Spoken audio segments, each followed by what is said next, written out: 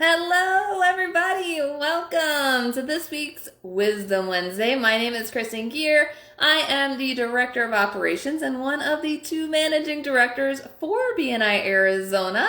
And Carolyn and I get to help support all the 84 amazing chapters around this valley. And guys, we still have our amazing director team as well. We have 50 plus directors that help support all of our chapters. They come to your chapters, they visit and give a lot of value. So make sure to give some love to our amazing directors that we have around the valley. And today I wanted to talk to you guys about some BNI myths. We are going to do some myth busting today. But before we go into that, I want to remind you guys that we are still in member extravaganza. That is going until June 3rd. I sent out a recap email last Friday. I'm going to be sending those emails every Friday with an update for the members that have sponsored the most new members and for our chapter rankings as well. We already have amazing chapters that have already added 4+ new members into their chapters during member extravaganza. So that is new member applications. So remember guys, transfers do not count and members returning to BNI do not count towards those numbers.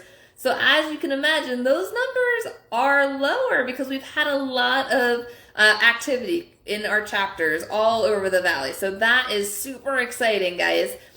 So new members application dated between March 28th and June 3rd. That's the date range, guys. So if the applications were dated before that, doesn't matter when they were approved and inducted, it's when they submitted their application. So as we round out member extravaganza, we have less than a month left. We want to get those applications in, guys, so that way those new applicants can count towards member extravaganza. So if you sponsor a new member, you will automatically get 1 free month of membership per new member that comes into BNI if they were new to BNI. And then we will have our raffle drawing. So we are going to have a $250, $500, and $1,000 cash raffle drawing. And that is all going to be conducted 2 weeks after member extravaganza ends, because we want to allow membership committees at least 2 weeks time to process any applications that come in right at the end of member extravaganza. So stay tuned for all of that amazing fun stuff, but I will continue to send out weekly updates every Friday from here on out to the end of extravaganza. So we only have a couple more weeks left, but I'm going to continue to send that out. So keep doing awesome work, guys. Everyone's doing amazing. All right, back to our myth busting. There's been a lot of things that have been floating around in different chapters. I don't know why it keeps coming up, but I wanted to squash some myths today. The first myth I wanted to squash is one-to-ones, guys. All right, so we're going to throw it out there. So when you are at an event or in a group one-to-one, how many one-to-ones does that count for? Let's say you're in an event and you have 20 people that showed up in an event. How many one-to-ones does that count for? Any guesses? I can see comments, so you're more than welcome to comment if you are watching this live. How many one-to-ones do you get if you attend an event and there's 20 BNI members at an event? Any guesses?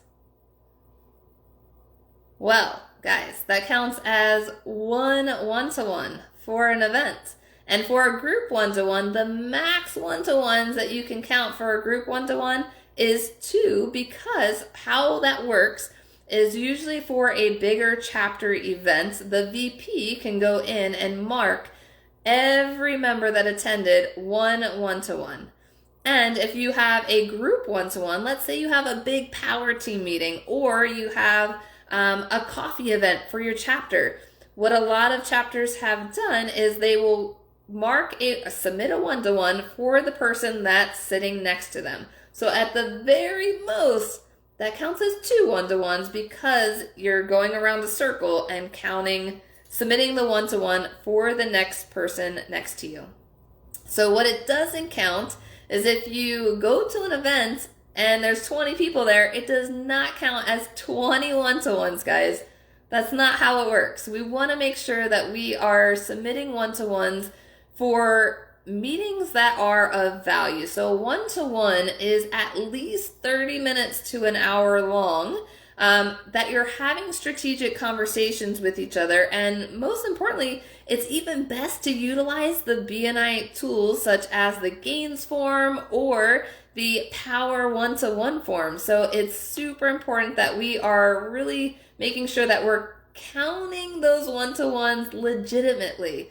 So if you are in a big event, guys, make sure that you are communicating, if it's a chapter event, how those one-to-ones are submitted. I've seen lots of instances where members are getting tons of one-to-ones and they're showing up for the notable networkers every single month or week, and some of those aren't legitimately one-to-ones. And guys, I've heard this too. If you walk past a member in a grocery store and you say hi, that does not count as a one-to-one, okay? We want to make sure that we are marking these down legitimately, but most importantly, those group one-to-ones. So it counts as one-to-one, but at the very most, it counts as two if you're marking a one-to-one for the person sitting next to you. So I want to make sure to clear up that myth about one-to-ones. It doesn't count.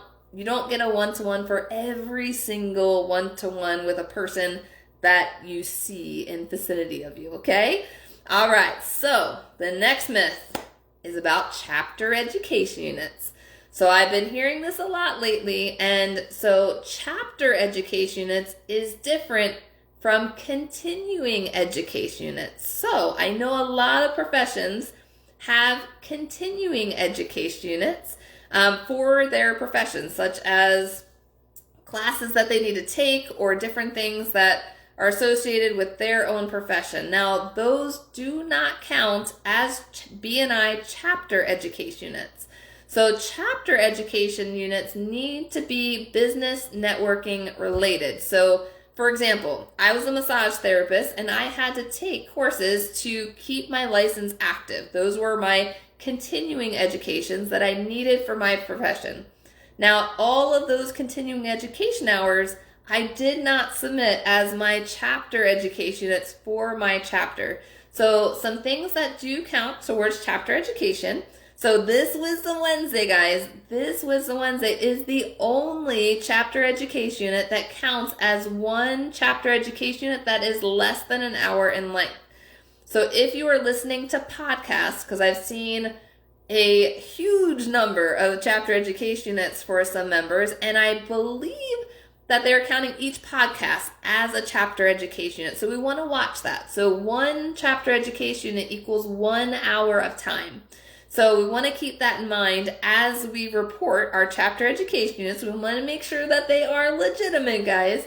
Now, I have had members that drive around between jobs and they listen to podcasts, and that's totally cool because you're getting hours of information in as you're driving in between clients and customers and making use of all of that traffic, right? So if you are legitimately doing that many chapter education units, that is amazing. But we also want to make sure that it's business networking related. If you're listening to podcasts, my favorite one is the Power of One podcast. Matt Anvik talked about it in his education moment today at the Business Leaders of North Scottsdale chapter. That is definitely one of my favorite podcasts. I highly encourage you guys to check it out if you haven't already done so. If you love to read books, if you are reading leadership and business development books, those do count as chapter education units. So it needs to be specific to business networking when it comes to chapter education units. So massage therapy continuing education or legal continuing education or realtor continuing education, that does not count as chapter education units. So I wanted to squash that myth right there. Now, my third myth that I wanted to squash today is all about the vice president's role and its relation to the membership committee. So as you guys may know, every chapter has a membership committee and a vice president. The membership committee has an even number of members on it. So when you add in the vice president, it becomes an odd number of members. Now, why we have that odd number of members is so that the vice president and the membership committee, when they vote, there's never a tie. Now, one of the things that I've been hearing is that the vice president is the tiebreaker vote, and that is not the case, guys. Not the case at all. The vice president has just as much say in the vote as the membership committee. Everyone works together as a team to bring in the votes, and the majority votes wins. So it's not membership committee votes and then vice president gets to be the tiebreaker if there's a tie between membership committee. No. We want to make sure vice president is in the mix, guys, with the membership committee. So yes, membership committee is going through the interviews, and it should be a mutual communication between vice president and membership committee. So as you collect all the data for either new members or renewals, as a team, you are all submitting votes all at once. So vice president has just as much say in that situation as the membership committee. So I wanted to make sure that that is super clear for everyone, so that way there is no confusion. It keeps bouncing around to where I hear, no, vice president's the tiebreaker. No. Just erase that out of your mind.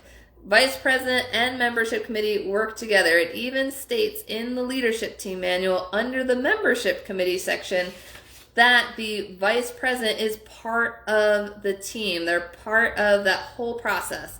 So we want to make sure that every chapter is doing that same piece with keeping everybody together. So the 3 myths that we squashed today, guys, right? I'm going to recap them for you guys. The first one is about one-to-ones, group one-to-ones. If you are meeting with a group of 20 people, it does not count as 20 one-to-ones unless you spent an hour with every single person in that group. That does not count as 20 one-to-ones. So it either counts as 1, or if the vice president is marking the attendance for the event, or it can count as 2 if you're in a big group one-to-one and you can mark the one-to-one for the person that was sitting next to you. So 1 or 2 for group one-to-ones or events when you're attending BNI events.